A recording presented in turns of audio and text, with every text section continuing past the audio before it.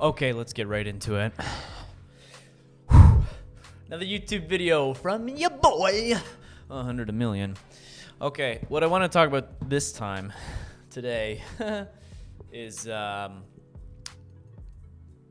supply and demand, as well as volume point of control. And I might even mention the VWAP, just while we're, when in Rome. So let's start with supply and demand. Peep the chart, okay? Come on over, come on. Supply and demand. Okay, welcome to my charts. As you can see, they're great, okay? Best chartist this side of the country.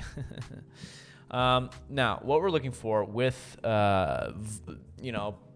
what am I here to do today? I'm here to talk about supply and demand, VPOC, which is, this guy right here, volume point of control. And I was going to mention VWAP just a little bit. I'll do that at the end, though. So let's start with supply and demand, okay? Why is it so important? What is it? And how do we draw it? Supply and demand is very crucial because it is almost the definition on why behind why stocks even move in the first place. Okay, why do stocks move? Because of buying and selling. Now, where will they move? How do we find out when they'll move? That's based on a bunch of things, including valuations and whatever. But there are points on charts and through limit orders and buying and selling through limits. When you go to place the order on your broker, where you can wait to buy something or wait to sell something, right? And now, how do we find those areas and how do we utilize them?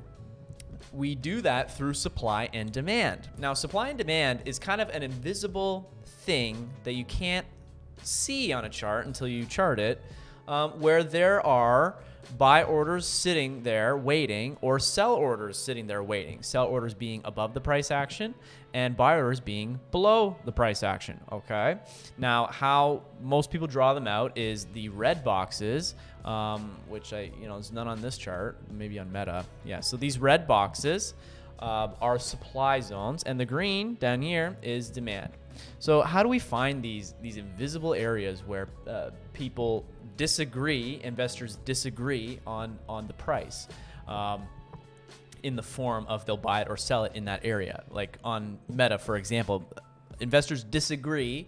On Friday, they disagreed that Meta was worth $155. They thought Meta was worth more than that. So what did they do? They bought it. Okay. And then up here, the opposite. Investors did not agree that Meta was worth $159.80. So what they do? They sold it, and it came back down into after hours over here. Newsflash, they're never going to find the price unless it's Amazon, of course, which screwed me on Friday playing 0DTEs. This thing was just, I literally bought it here and it was just flat all day. Still not happy about that. But anyway, how do we find these zones? Okay. Two simple answers for you. Ignore everything that's on my chart. Ignore it all. I can actually just, completely take it off. There are two main ways to find supply and demand, okay? And it's very simple because you have to think, where are these people going to buy? Where are they going to sell? The first one is where wicks meet, okay? Imagine my fingers are wicks. Here's some bottom wicks shooting up off some red candles, and here's some wicks shooting down off some green candles. So what happens in the middle here? Price action is not agreed upon because the price gets popped out of that area, either down or up. Price action is not agreed upon. So that is a supply or demand area, depending on where the price action is in order to define that area, in which there are orders waiting to be filled, whether they're buy orders or sell orders, okay? That is the first way to find these zones, these supply and demand zones. By the way, if you see a gray box like this, that just means that price is in that box. The second way is to find an area of consolidation, some sideways movement, okay, after a large move. These they can be tricky to find, but once you see some, you'll kind of get what I'm talking about. I don't have any pre-prepared examples. Let me check the futures real quick. Let me back out here because that's going to be one right there probably. Or let's see. Well, like here, for example. So you have, yeah, this is a decent example. So you have this massive green move up. I don't know if my face cam's in the way. This huge green move up, and then in the future, you get all this consolidation here. Okay, probably looks better on a larger time frame, but you have all this consolidation. You have more consolidation. That forms this demand area. If these futures ever dip back down to that area, odds are they're going to bounce. All right. That is the second way to find a supply and demand area. But the first way you're going to look for is, you know, the areas where wicks meet, where there's common wicks, like areas like low of day. Yesterday's low of day, yesterday's high of day. You can use high of day as well. One of my favorite plays is to take a potential double top short position, and all I have to do is risk the previous high of day because there's going to be sellers sitting there in the form of a wick, because usually when you hit high of day, it wicks down, like right here, for example. So tomorrow, or sorry, not tomorrow, it's Saturday today, but on Monday, we could use this wick. Okay, and this high of day, this previous high of day, PHOD, and we can use that to take a short position. Potentially, let's say we gap down and then we kind of rip up and it does hit that level, we could take a short position risking previous high day right there. Okay, that's a very basic introduction to supply and demand. And you know, and it doesn't have to be complicated. People try to make this stuff so complicated. It's not, dude. Just I don't know. It's not. I don't like to make stuff complicated. I don't like to hear things that are complicated. Just make it simple, understandable, and easy. Now, let's move on to the volume point of control. This VPOC, this blue, yellow, with the red line here, the laser sight, like a Call of Duty AR gun. I live in Canada. Okay. We're looking for three things on this VPOC, all right? We're looking for high volume. All right. Did I even start recording? Yeah, I did. I'm a great YouTuber. Please follow me. By the way, hit like and subscribe and post a comment on how much you love this video, and I'll make some more. Okay. Make sure you subscribe. I love you. Also, check me out on Twitch, 100_1,000,000. That's where I do most of my content creation. Anyway, this VPOC here, I'm looking for three things. Okay. High volume like this, low volume like this, and then this red line. Now, not all volume points and controls have this red line. I'm using a specific script. If you want that, you'll have to check me out on Twitch, okay? I drop that free over there all the time. Yeah, I'll see if I can put it in the comments. I'm just joking. Check the comment section down below for this volume point and control script and my supply and demand script as well that aren't mine, but I'm also going to drop my TradingView code because that's one way you can support me. I love you. Thank you. All right, back to it. High volume, low volume, the red line. The first thing I do is I check where the red line is. The red line is a very quick way of telling you where the highest shelf is. These are called shelves for whatever reason. Okay, just because it looks like that, I guess. And you can use that as a resistance or support level, which is a bit different than supply and demand. It's more of a definitive level, but as you can see, price action rejected, and then tried to bounce, but we lost volume into after hours. Okay, this is something that I check every morning while I'm doing my levels. When I checked pre-market high, pre-market low, yesterday's high day, and yesterday's low day, I also check this VPOC line right here because it is very effective. It is showing you where those buyers are sitting.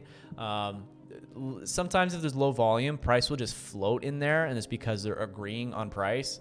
It's the worst. What's happened to Amazon on Friday. But yeah, that's the first thing I check. Where is this level? It's a really great confluence to a position that you're already planning on taking. Like, let's say you're coming up here into supply, price action swooped up like this. You have that shelf there. You can feel pretty safe taking a short position here, and all you got to do is risk that shelf. It's, maybe a 10% loss max on a 0 DTE. Okay. Yeah, very simple. The next one is areas of high volume. The only thing you need to know about that is that that's where price is going to chop around a little bit. And by chop around, I mean a very tight range where it's just going to move up and down, aka sideways, okay? And then the third area is areas of low volume. What happens down here? Well, you can already see by this price action and this price action. Price moves very quickly through this area. I call it areas where price is liquid, and it's just going to flow through very fast, very, very fast. And that's the third thing that I look for on the VPOC. Very simple. Once again, just to repeat it, areas of high volume, choppiness, this line, supply and demand, aka the highest volume shelf, you can just put that line in on your charts. And then areas of low volume is fluid price action. It's going to move very quickly. Now, the last thing I wanted to touch on here is the VWAP, just because I couldn't find a place in it for any other video, and I can't make a whole video on VWAP because I don't really use it that often. But I keep it up just because it's a super simple indicator that you can just quickly glance at and then ignore. All you need to know about it is that more often than not, maybe not particularly on the ETFs, but sometimes, I don't really consider it a whole lot. But essentially, it's a magnet, okay? Is a very simple way to thinking about it. It's a magnet. The further price action gets away from it, the more it wants to pull it closer. And then the closer price action gets, it wants to repel it further away. Okay, it's very temperamental. Over here, you see it, price action gets away from it, it pulls it back. Didn't repel it here, so it's not the best example, but it did repel it kind of over here, pushed it away, and then it kind of started coming back towards the end of the day, but couldn't because of after hours and low volume. But essentially, it's a magnet, pulls price action closer to it when it gets distant, and then pushes it away when it gets close. It's like your toxic ex. You know what I'm saying? But that's it, guys, for this video. So I hope you enjoyed. I'll try to drop those links down below, the VPOC script, the supply and demand script, if you want to cheat. But I recommend that you use you draw your own supply and demand channels first before you use the script, or you're not going to know what they mean, and you're going to just lose money. And then your VWAP, I'm not going to drop, nobody cares. But I'm going to drop my TradingView code as well, guys. I'd really appreciate if you use that. I believe it's just tradingview.com, whatever, /100_million, but you'll see it below. Thank you, guys. I appreciate you. And yeah, I guess, like, comment, subscribe. And we'll see you in the next video for more tips and tricks on day trading options. If you're a full degen like myself, okay? You will lose all your money. So make sure you don't like money, okay? Have a great evening. Or whatever time it is, morning, lunch. Tell somebody to watch this video as well. Have a great one. 100 out. Peace.